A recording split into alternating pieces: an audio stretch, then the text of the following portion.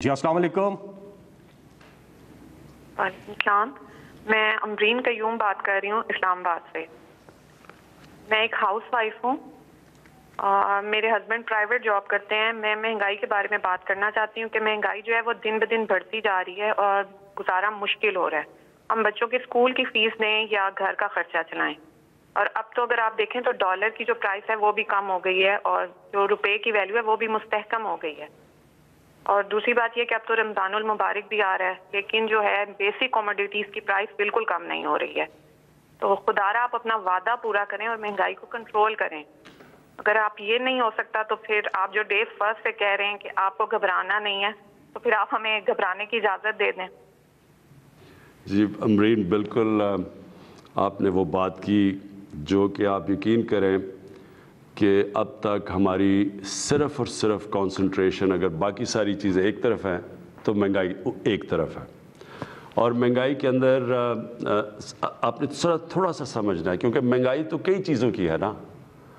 کئی چیزوں کی مہنگائی ایسی ہے جو کہ ہم ایڈمنسٹریشن کی وجہ سے ٹھیک کر سکتے ہیں۔ مثلا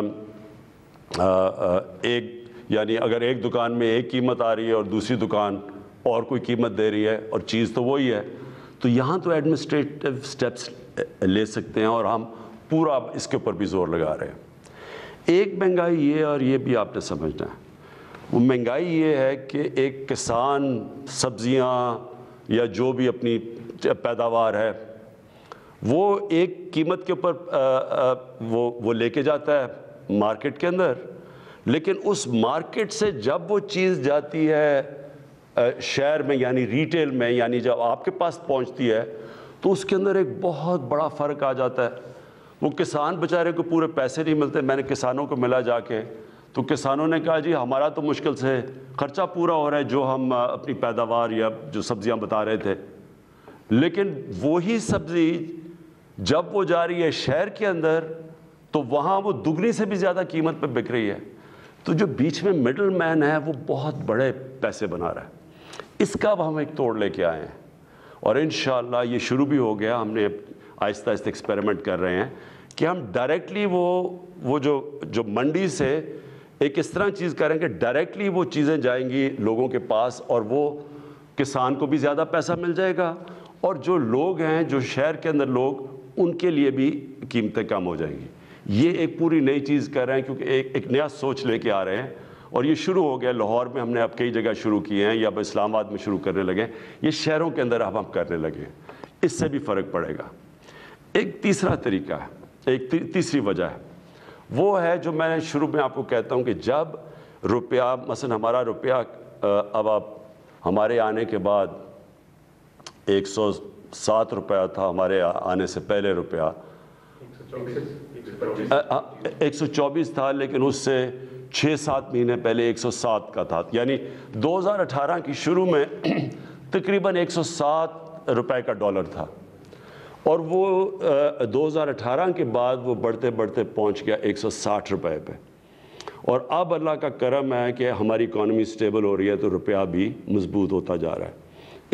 اس کا آپ کو افیکٹ آئے گا، مثلا امیجیٹلی افیکٹ تو آ گیا نا کہ ڈیزل کی قیمت گر گئی، آپ کو پیٹرول کی قیمت نیچے آ گئی، تو یہ تو آپ کو افیکٹ نظر آ گیا جب روپیہ مضبوط ہوا۔ لیکن اس کی جب 107 سے 150 روپے پہ بھی گیا تو اس کا افیکٹ کس کے اوپر پڑا؟ بجلی کے اوپر پڑا۔ آدھی بجلی بنتی ہے تیل سے، تیل ہوتا ہے امپورٹ، پھر جو بجلی کے سارے کانٹریکٹ سائن کیے گئے ہیں وہ ہیں سارے ڈالرز کے اندر، ہمارے سے پہلے کے کانٹریکٹ سائن کیے گئے ہیں، تو وہ کیونکہ ڈالر کے کانٹریکٹس ہیں وہ ایک دم اس کے اوپر بھی افیکٹ پڑ گیا۔ جیسے ہی ڈالر مضبوط ہوا روپیہ گرا، ادھر بھی قیمت بڑھ گئی۔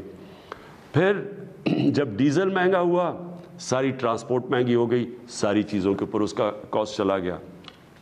پھر جو باہر سے ہم چیزیں امپورٹ کرتے ہیں، باہر سے چیزیں سب سے بڑا تو جو عام لوگوں کو آپ کو افیکٹ کرتا ہے گھی۔ اب تقریباً 70% ایڈیبل آئل امپورٹ کرتے ہیں، 70% جو گھی کے اندر جو تیل جاتا ہے وہ امپورٹ کرتے ہیں۔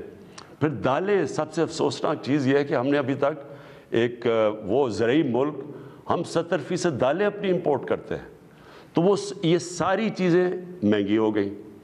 اور ایک اور مسئلہ آیا کہ ہمیں گندم جو کہ پاکستان میں ہمیشہ ہوتی تھی وہ ہماری آبادی کیونکہ بڑھتی گئی ہے، جو گندم پاکستان میں تھی اس کے اندر خسارہ آ گیا، ایک تو بارشیں غلط ٹائم پہ ہو گئی، تو ہمیں ایک سال کے اندر 40 لاکھ ٹن گندم امپورٹ کرنی پڑی، اور اس کے علاوہ گندم امپورٹ اور اس کا سارا امپیکٹ پڑا، یعنی جیسے آپ گندم امپورٹ کرتے ہیں تو وہ مہنگی، باہر سے مہنگی آئی یہاں سے، تو اس کا بھی امپیکٹ پڑا۔ تو جو امپورٹس مہنگی ہوئی روپے گرنے سے ایک وہ ہو گئی، پھر ایک بدقسمتی سے ایک اور اب چیز ہم نے آہستہ آہستہ انکوائریز میں پتہ چلا، وہ کیا ہے؟ یہاں بیٹھے ہوئے ہیں مافیاز۔ یہ امرین آپ نے سمجھنے کی بات ہے، یہاں پاکستان میں وہ لوگ بیٹھے ہوئے، قائد اعظم نے بھی ان کی بات کی تھی، جو ذخیرہ اندوزی کر کے قیمتیں اوپر بڑھاتے ہیں۔ یہ مافیاز بیٹھے ہوئے تھوڑے سے لوگ ہیں، یہ سٹا کھیلتے ہیں۔ عموماً تو چیز تب مہنگی ہوتی ہے جب اس کی سپلائی کم ہو جائے، مثلا اگر کمی ہو جائے کسی چیز کی، اگر چینی کی کمی ہو گئی تو زیادہ لوگ چینی مانگیں گے، اس کی قیمت اوپر چلی جائے گی۔ لیکن یہاں چینی پڑی ہوتی ہے، ذخیرے پڑے ہوتے ہیں چینی کے، لیکن قیمت اوپر جانی شروع ہو جاتی ہے۔ ایک وقت پہ چینی انہوں نے کہا جی اتنی زیادہ ایکسپورٹ کرو، چینی ایکسپورٹ کرنی شروع کی، وہ چینی کی قیمت اوپر چلی گئی۔ سو اس کا کوئی کنیکشن نہیں ہے، یہ جان بوجھ کے مافیاز بیٹھے ہیں جن کے پیچھے پہلی دفعہ پاکستان میں ہم اب جا رہے ہیں۔ میں یہاں شہزاد اکبر کو بلایا ہوا ہے، یہ آپ کو اصل میں کیونکہ پوری انکوائری کی گئی اس کے اوپر، ایف آئی اے نے پوری اس کے اوپر انکوائری کر کے تو رپورٹ لے کے آئے کہ کس طرح آرٹیفیشلی چینی کی قیمت اوپر کی جاتی ہے، لوگوں کا بیچاروں کا خون چوسا جاتا ہے۔ تھوڑے سے لوگ ہیں جو کہ کیسے اربوں اربوں اربوں روپیہ بناتے ہیں اس سے۔ اور یہ آٹے کے اوپر بھی ہمیں جب اس کے اوپر بھی ایک رپورٹ ہے کہ کیسے وہاں بھی ذخیرہ اندوزی کر کے تو آٹے کی قیمت جائی جاتی ہے۔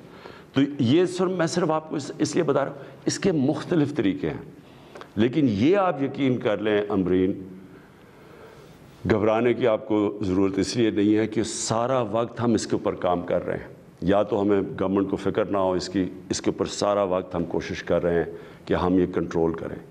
اس کے اوپر جو سب سے بڑی چیز ہم اب کرنے جا رہے ہیں، اس سال ایک پوری نئی ایگریکلچر کی ایک ریولوشنری پالیسی لے کے آ رہے ہیں، جس سے ہم نے اپنا سارا جو ایگریکلچر کا سیکٹر چینج کر دینا ہے۔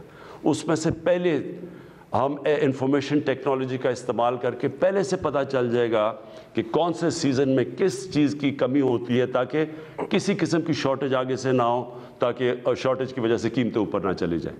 لیکن یہ میں آپ کو بتا دوں کہ اس کے اوپر پچھلے ایک سال سے یہ مختلف چیزیں کہ کیا وجہ ہے مہنگائی کے، اس کے اوپر پورا کام ہو رہا ہے، اور انشاءاللہ آپ کو ہم اس کے اوپر قابو پا کے دکھائیں گے انشاءاللہ۔ اللہ تعالیٰ آپ کے شامل حال ہو۔ اگلے کالر ہمارے ساتھ۔ جی السلام علیکم۔ جی السلام علیکم جی، روبینہ سہیل راجہ بول رہی ہوں شاہپور پھلگراں سے۔ جی جی حکومت کی ترجیحات میں سے حکومت کی ترجیحات میں سے 3 چیزوں کے لیے سوال کرنا چاہوں گی۔ صحت، ایجوکیشن اور کرپشن تھی میرا خیال ہے۔ تو صحت کے حوالے سے تو گورنمنٹ کے جتنے بھی ہاسپٹلز ہیں وہاں تو اب وہ پیسے لے رہے ہیں، سارے ٹیسٹ باہر سے کرا رہے ہیں، کچھ بھی وہ فری آف کاسٹ نہیں دے رہے۔ دوسرا، جو ڈاکٹرز پرائیویٹ جا کے کلینکس میں بیٹھتے ہیں وہ ایسی پرسکرپشن بنا کے دیتے ہیں جن سے وہ اپنے جہاں ان کے کمیشن ملتے ہیں تو وہاں سے ان کمپنیز کا نام لکھ کے دیتے ہیں، جو کہ 10 گنا مہنگی ہوتی ہیں عام دوائیاں جہاں سے سستی بھی مل سکتی ہیں۔ اور ایک تو وہ چیز ہے، وہ غریب بندہ تو بس ایسے ہی مر جائے گا۔ اور اس کے بعد کرپشن کا تو یہ حال ہو گیا کہ پہلے تو کہتے تھے کہ جی اتنے پیسوں میں یہ کام ہو جائے گا، اب سختی ہو گئی ہے کہ اب تو قیمت بھی بڑھ گئی ہے، مہنگائی بھی ہو گئی ہے، تو کچھ ہمارا بھی خیال کریں۔ تو اس کے لیے میں صرف پرائم منسٹر صاحب کو ان 2 چیزوں کے لیے بتاؤں گی۔ اور جو پھلگراں کا ایریا ہے، یہاں سے ہمیں بہت محنت سے آپ لوگوں کو بہت زیادہ محنت کی اور ووٹیں دی ہیں، ہم اللہ کے آسرے پہ بیٹھے ہیں، کوئی کام ہمارا نہیں ہو رہا اس ایریا میں۔ خود ہی جو کرتے ہیں، گلیاں بھی خود بنا رہے ہیں، پائپ لائنز بھی خود ہی ڈال رہے ہیں، کوئی ادھر آتا ہی نہیں ہے، کوئی ہے ہی نہیں ہمارا سننے والا۔ تو جی اچھا، میں آپ کی یہ 3 یعنی آپ کے مختلف سوال ہیں۔ سب سے پہلے جی جو ایشو ہے اس وقت ہیلتھ سیکٹر کے اندر. یہ جو آپ کہتے ہیں کہ ڈاکٹرز چارج کرتے ہیں زیادہ، وہ یعنی وہ جو پرسکرپشن دیتے ہیں کہ ایک ہی جا کے اس فارمیسی سے لو، اسے سمجھوتا ہوا ہوتا ہے، یہ ٹھیک آپ باتیں کہہ رہے ہیں. میں پہلے آپ کو بتا دوں کہ آپ کو اندازہ نہیں ہے کہ جو ہیلتھ سیکٹر ہے اس کے اندر جتنا بڑا انقلاب آ رہا ہے یہ پاکستان کو چینج کر دے گا بالکل. وہ کیسے آ رہا ہے؟ وہ آ رہا ہے ہیلتھ کارڈ کی وجہ سے. ہیلتھ کارڈ ہے کیا؟ پہلی دفعہ پاکستان کے اندر ہم نے 2 صوبوں کے اندر جدھر ہماری حکومت ہے، کیونکہ یہ صوبائی سبجیکٹ ہے، یاد رکھیں ہیلتھ صوبائی سبجیکٹ ہے، یہ 18th امینڈمنٹ کے بعد ہمارے پاس نہیں ہے. لیکن کیونکہ پختونخوا میں تحریک انصاف کی حکومت ہے اور پنجاب میں اور گلگت بلتستان میں، اب ہم ان 3 صوبوں کے اندر یونیورسل ہیلتھ کوریج کر رہے ہیں. مطلب یہ کہ ہر شہری کو، پنجاب میں انشاءاللہ اس سال کے اینڈ تک، پختونخوا میں ہو چکا ہے اور گلگت بلتستان میں بھی سال کے اینڈ تک ہر شہری کے پاس ہیلتھ کارڈ ہوگا. ہیلتھ انشورنس ہر خاندان کے پاس ہوگی. مطلب یہ ہے کہ ہر خاندان اگر 10 لاکھ روپے تک اگر ان کے گھر میں کوئی بیماری ہے تو اس ہیلتھ کارڈ سے کسی بھی ہسپتال میں جا کے اپنا علاج کروا سکتے ہیں. یہ میں آپ کو یقین دلا رہا ہوں کہ یہ ڈیولپڈ ملکوں میں ایسی چیز نہیں ہے. اس کے ابھی اثرات آنے والے ہیں. اور اثرات کیا ہیں؟ اس سے سب سے بڑی چیز کیا ہوگی کہ ایک پورا ہیلتھ سسٹم بن جائے گا. اب تک کیا ہوتا رہا ہے، سارے دیہاتوں سے لوگ اٹھ کے چھوٹے شہروں کے اندر گورنمنٹ ہاسپٹلز میں ڈاکٹر جاتے نہیں ہیں، وہ خالی پڑے ہوتے ہیں. سارے لوگ اٹھ کے تو شہروں کی طرف آ جاتے ہیں اور شہروں کے ہاسپٹل بھر جاتے ہیں سارے. یہ جو ہیلتھ کارڈ ہے اس کے علاوہ کوئی طریقہ ہی نہیں تھا ایک انقلاب لانے کا، کیونکہ ہم جو بھی کریں گورنمنٹ سرکاری سسٹم بن ایسا گیا ہے. اور میں یہ ضرور کہوں گا کہ یہ بہت بڑی غلطی ہوئی تھی کہ سارے ہیلتھ سسٹم کو نیشنلائز کرنے کا. اس سے ہوا کیا کہ وہ اب پوسٹنگ ٹرانسفر ڈاکٹرز کی چلنی شروع ہو جاتی ہیں. وہ جا کے سارے کوشش کرتے ہیں بڑے بڑے شہروں میں رہیں، اور جو ڈسٹرکٹ کے ہاسپٹل ہے ادھر بڑا مشکل ہوتا ہے ڈاکٹرز لے جانا. تو اب یہ ہیلتھ کارڈ سے کیا ہوگا؟ اب پرائیویٹ سیکٹر کے ہاسپٹلز جو چھوٹے شہروں میں جاتے نہیں تھے، جو گاؤں میں نہیں جاتے تھے کیونکہ لوگوں کے پاس پیسہ نہیں تھا، اب وہ پرائیویٹ سیکٹر نے جانا شروع کر دیا ہے. ہاسپٹلز کے لیے ہم نے جو بھی اکوپمنٹ پاکستان میں نہیں بنتی ڈیوٹی فری ہم نے کر دی ہے. وہ وہاں سے باہر سے ڈیوٹی فری لا سکتے ہیں.